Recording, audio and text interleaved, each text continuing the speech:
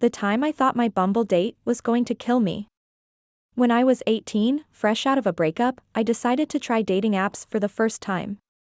I didn't know much about them, only that Tinder was for hookups, and I wasn't interested in that. Bumble felt like a safer choice, so I made a profile and started swiping. For weeks, I didn't get much traction. I live in a small southern town where my alternative style doesn't exactly fit in. The closest big city is an hour away, something that'll matter later, so I expanded my location settings, hoping to find someone more my type. Finally, I matched with a guy we'll call Jay. He was cute, alternative, and honestly, that was all I needed to start a conversation. He matched with me a little later, and we started talking. Jay was charming and seemed to have this natural way of saying the right thing. We clicked. It felt good to talk to someone who seemed to genuinely share my interests, a refreshing change from my last relationship. After about a week of messaging, we planned a date. The idea was to meet up at a mall in the city. He lived there and I had to meet my friends a couple blocks from the mall that night after the date, so it worked for the both of us. It felt like a safe, public spot, and I was nervous but excited. When the day came, things started off fine. Jay looked like his pictures, and the conversation flowed well enough. But not even 30 minutes in, things started to get weird. He was touchier than I was comfortable with, holding my hand, rubbing my back and arms, and even brushing his hand along my thighs when we sat down. I'm shy by nature, and at the time, I was also a huge people pleaser, so I didn't know how to tell him to stop. I just kept laughing nervously, hoping he'd pick up on my discomfort. He didn't. At one point, he started joking about how his beanie was actually a ski mask rolled up. He said that if he pulled it down, he could walk into a store and pretend to be a robber. I laughed it off, thinking he was just trying to be funny, but the joke stuck with me. The touching only got worse. While we were sitting in the food court, he suddenly picked me up out of my chair and tried to sit me on his lap. I froze, completely caught off guard. When I managed to laugh nervously and pull away, I mumbled something about how we were in public and that I wasn't comfortable. Instead of apologizing, he just stared at me, deadpan, then buried his face in my chest and wrapped his arms around my waist like it was no big deal. I was mortified. People around us were staring at him, basically cuddling me, and I wanted to disappear. I kept telling myself to get through the date, convincing myself that it wasn't as bad as it felt. Thankfully, the mall started closing, and I used it as an excuse to wrap things up. He immediately switched back to being charming, like nothing had happened, and I decided to give him the benefit of the doubt. As we left, he suggested driving to the Riverwalk downtown to take a walk before I headed home. It sounded innocent enough, so I agreed. When we got there, everything seemed fine again at first. We strolled along the path, talking casually. Then, out of nowhere, he pulled down his ski mask and joked, "What if people think I'm kidnapping you?" I laughed awkwardly, trying to play it off. "I wouldn't be holding your hand if you were," I said.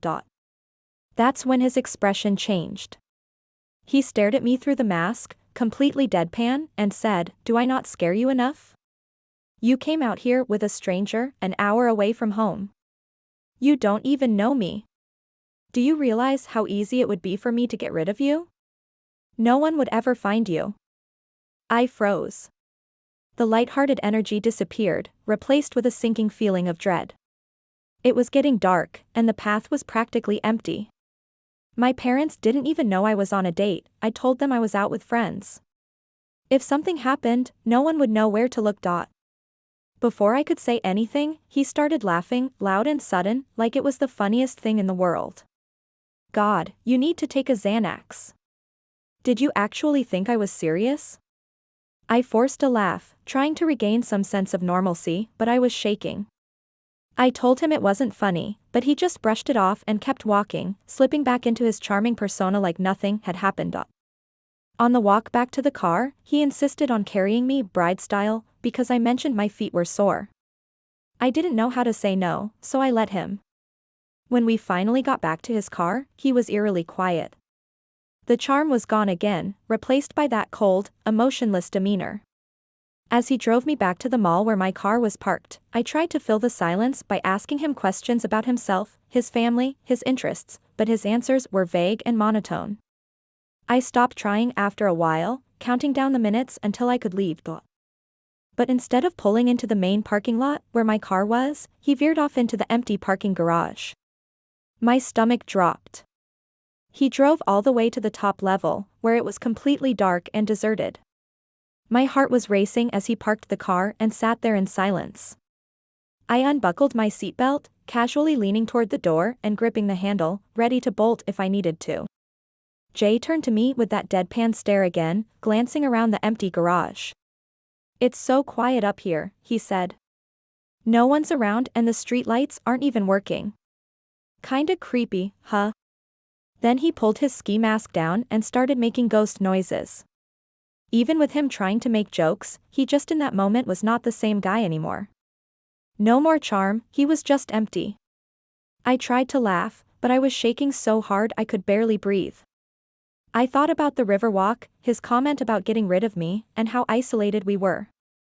I genuinely thought this was it, that I wasn't going to make it home. Finally, I managed to stammer, "Hey, I need to meet my friends soon, remember?" I tried to keep my voice light, like I wasn't on the verge of tears.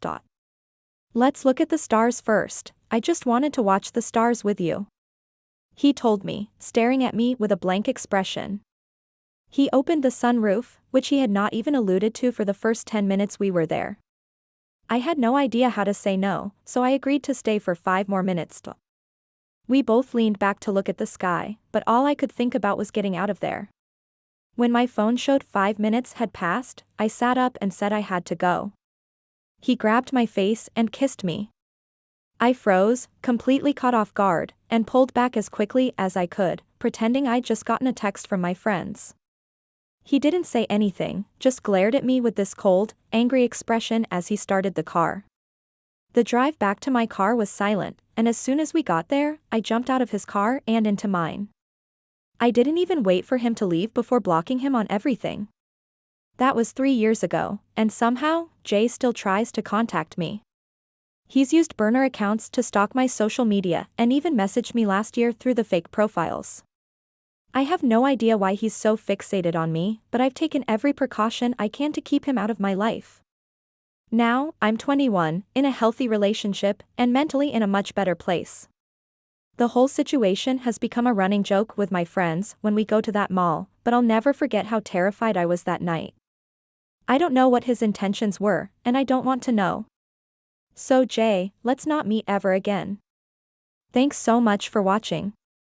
If you enjoyed this video, don't forget to give it a thumbs up, it really helps the channel grow. And if you're new here, make sure to hit that subscribe button and turn on notifications so you don't miss any future uploads.